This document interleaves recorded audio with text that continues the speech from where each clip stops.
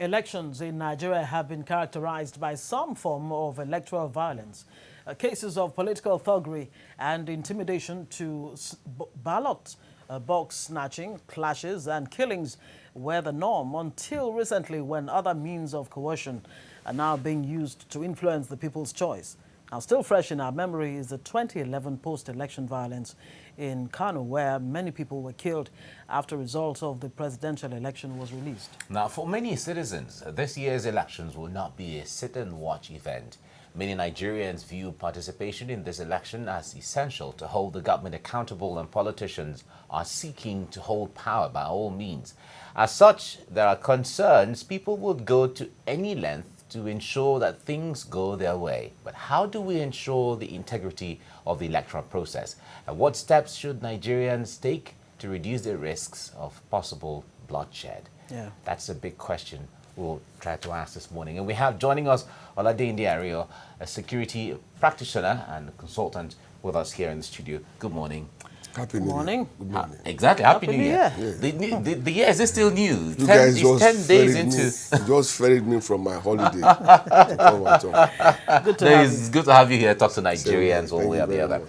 Now, the point there is, when we look at election violence during election, it is established. It is always out of the desperation by politicians and all of that.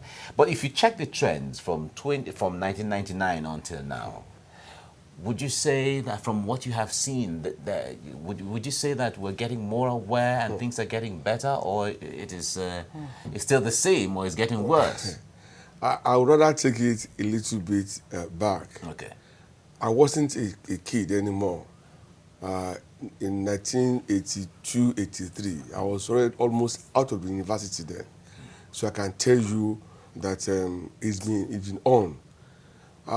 Even before then, the days when we had NPN, here in Lagos, there was a particular man, Adebayo Ogundare, who was called Bayo Success. He was the terror of that moment. Nobody, but the god of the day at the federal level, the NPN government, they gave him cover. And you could have imagined the number of atrocities that are traceable to this man, but he was never punished. So we moved from there to the present day, where Thuggery had now become an integral part of our process of electioneering. If you will recall, I've told you before that in Nigeria we prepare for election as if we are preparing for war. Now, and the net effect of this is that our so-called participatory democracy is no longer participatory. I won't go to a campaign ground knowing that I might not come back alive. Very closely, what happened day before yesterday, funny enough, I wasn't around, I just came to town. And I didn't believe that could still happen in this day and age. But the pain for me was that there was a massive presence of uniformed and armed law enforcement officers on ground. And that was not enough deterrent. It was not, to let you understand that the dimension that it has taken now, the boldness that they bring to bear when it is time for them to act. Again, in trying to examine... let's just put you on hold. Let's, go out to town, as we usually do on the show, and find out if Nigerians would allow their loved ones work with, for, or be used by politicians. Hear their reactions. Will you allow your child, friend, or any loved one work for or be used by politicians during elections? That's a big question I'm here to find answers to. Abosede Omowiye, come along with me. No, I will not. I will not allow them, because Nigerian politics is not a good one. Their politics, they are looking for who to use, and after using, they dump the person or be giving the person peanut. Apparently, no, I can never use myself or my loved ones for them to, submit themselves for any political people, in order for them to just go into a post that we are not even sure of what the future will hold. I don't see the reason why I should follow any politician, because they won't do whatever I want for me. So voting under the sun or in the rain, you won't benefit anything from their government. I cannot simply because of the wave of what is really happening in the country. The country, with the way we are looking at all things now, is full of evil, so to say. Everybody is afraid of one thing or the other. So working with, with the politicians is like working, with an unknown. If they get there, they will remember person. It's someone that God has ordained it that someone will assist someone. So me, I can allow my child to do. Myself, I can do it to help. I cannot allow myself to be used by a politician because, all these are politicians. Once you are being used, after they you'll be dumped. I don't want neither my child or my person to be used because they use, most especially, they use them and dump them. And not only that, this election is going to be very tough and rough. It depends on what the politicians employ you for. They go to the street to gather boys in order to be talk for them. But the truth is, if you don't send me to go and disrupt any organization, and if I don't have a backup, if I don't have a big politician, nobody will have the guts to go and do it. At times, if you see how the youth behave, to me personally, I may think that it is the politicians that are asking them to do so. But contrary to, you may see that they themselves, after taking alcohol, they become intoxicated and then go on vandalizing things, do any unnecessary things that is not good. Yes, I will allow. I will allow my son to be a part of the politicians because they are the ruling people who can make the country to be good. I can't allow my children to join politics, it's a rough game. Because all those big politicians, they use all those boys and dump him after they win the election. Once again, I ask, would you allow yourself, your child, a friend, or any loved one work for or be used by a politician? The decision is yours to make. Abosede or Mowuyi, TVC News, Lagos. Okay, you heard from Nigerians there. The other mama there says, even me. I will help. I will help. Because they are there to... that's for me. It's a display of ignorance. Because we are talking of being used for nefarious activities. And you are saying you will release your son. And that even you ready to put your life on the line. Well, like someone said, poverty, ignorance are weapons of mass destruction. And it looks like, politicians use this and actually play up the ignorance. And, yes, no. Now, according to the United States, this election, the 2019 election, the coming election, could have serious consequences for Nigeria's democracy. Or democratic trajectory, meaning that there's so much at stake. You recall we had a guest on yesterday who said this is even more, it will be more volatile, as against and if it was a military to a civilian transition.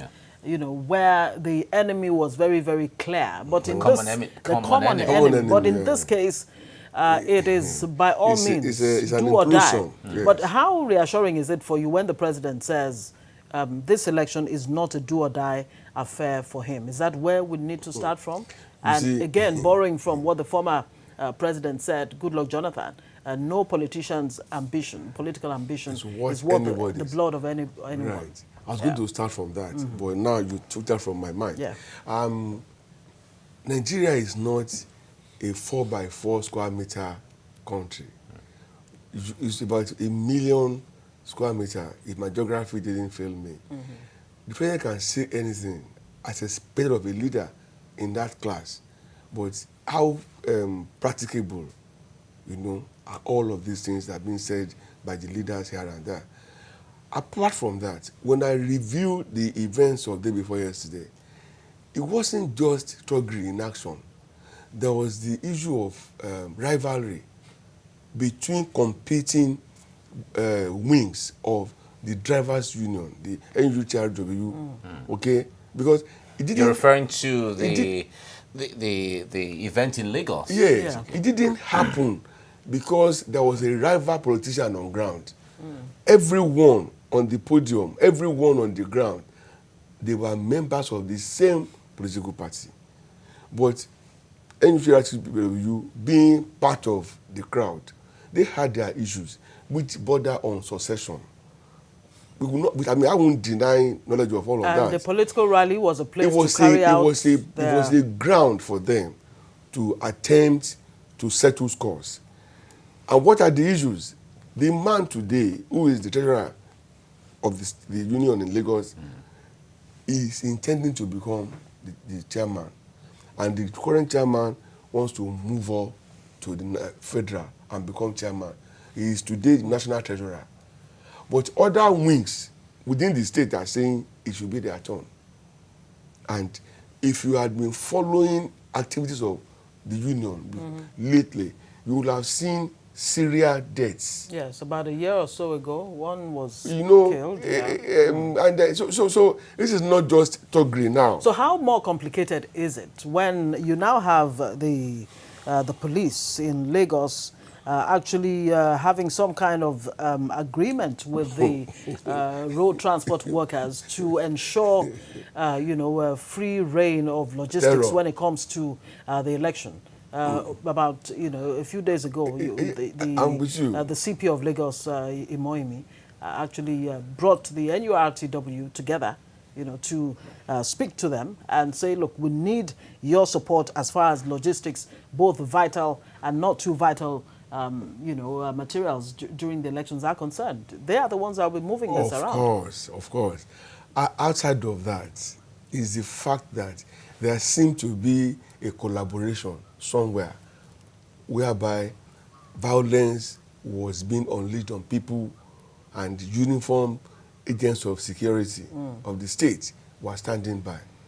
Not only that, there was a report I read in the night while preparing for this, and I read that they had over 50 policemen guarding where one of the wounded guys, is being kept.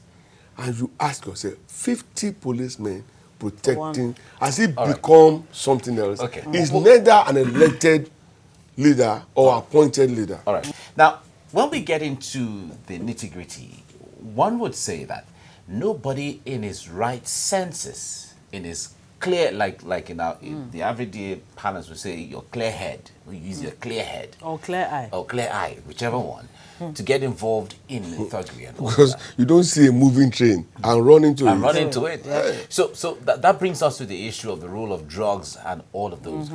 How bad is the situation? Oh, it's extremely bad. From events of last year, where tramadol was massively imported by somebody before it was impounded, that would give us an idea of what the outside world is. Before, it used to be alcohol, of course, Indian hemp. So it's been playing a very strong and lead role in all of them, giving them that false courage, whereby they can perpetrate any mayhem without care for their own life, which I found very strange. They will have been empowered, so to say, giving money, which they're not even thinking of staying alive to enjoy the money. Okay? And there are so many other psychotropic drugs and items that people now consume to get high.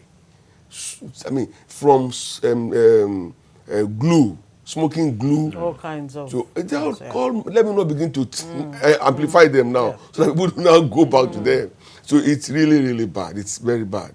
So but now the question then is, who makes these things available to them? It's like asking who makes guns available to them. The videos on YouTube, people with guns, with knives, in broad daylight, chasing other human beings. And they were not chasing them to hug or embrace them, okay? But to cause maximum damage, if possible, fatality, kill them. So it's really not there. But you see, behind all of this rivalry, because we have to situate the situation, the way it is, the Thuggery thing, and of course, the rivalry in the Road Transport Union. Now, it's not just NURTW that runs transport unions in Lagos. There are other unions, okay? But NURTW has now come to take the size of a behemoth, an elephant, riding roughshod over the others. Yeah, but that is even just in the case of Lagos. I mean, we're not just not talking just, about you the see, URTW. I know, the road but we transport must workers. make reference Yeah. to this because it is peculiar in all circumstances. And let's not forget that other states, they look up to Lagos. Whatever we do in Lagos gets copied by other states. So it's important we look at it. Let's look at the role of fake news that has, been The social media. on the front burner of national discourse. How it may be a major factor in influencing violence during this election, especially as a major threat to the both pre, post, and of course during the election itself. How do we tackle this? Unfortunately, I don't think any country in the world has succeeded in taming the monster of fake news. The social media, or let me say the internet now, has given life to that in a way that you can sit in any corner, in the comfort of anywhere, with a device.